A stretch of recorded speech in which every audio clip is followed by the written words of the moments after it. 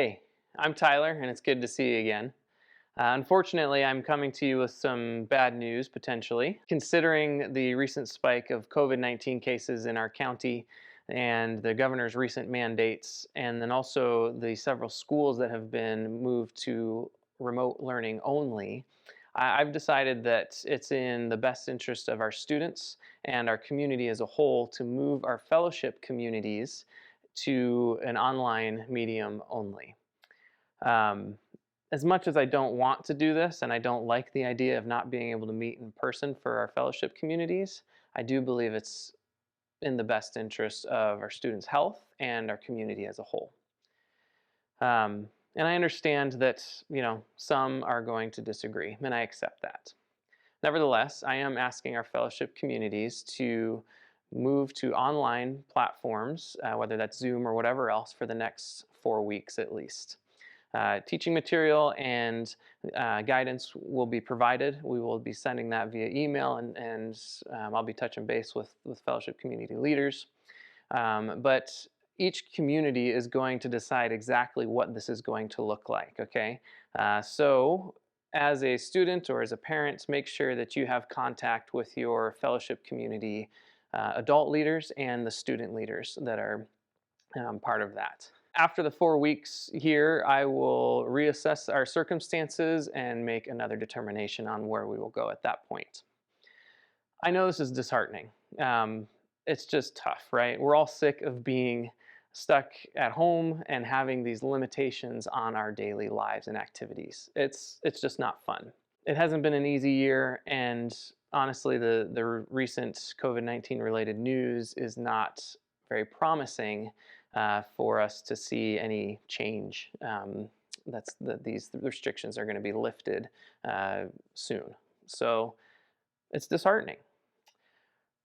But with that, I want to encourage you with some of Paul's final instructions that he left with the Thessalonians in his first letter to the Thessalonians. And he says this: "Rejoice always, pray continually, and give thanks in all circumstances, for this is God's will for you in Christ Jesus." That's 1 Thessalonians 5:16-18. And so here we find three things that we can do as we're 9 months into this challenge of COVID-19. First, rejoice always.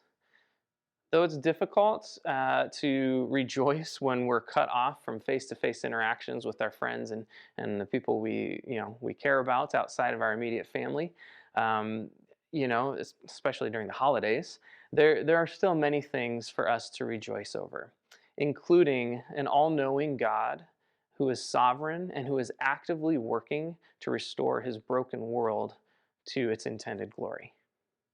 The second thing Paul says is to pray continually. When we regularly turn to God with our struggles, celebrations, and thanks, it shows that we trust that he is in control. And third, give thanks, Paul says. In all circumstances, there are things to be thankful for.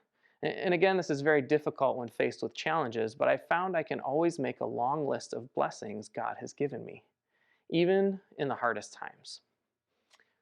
If you need some help with that, start simple.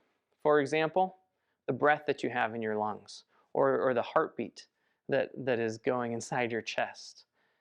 Maybe it's the shoes on your feet or the shelter that you have from the cold.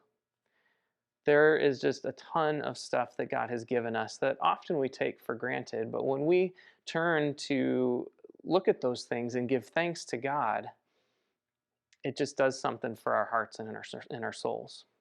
So in summary, look for the opportunities in the trials that you face.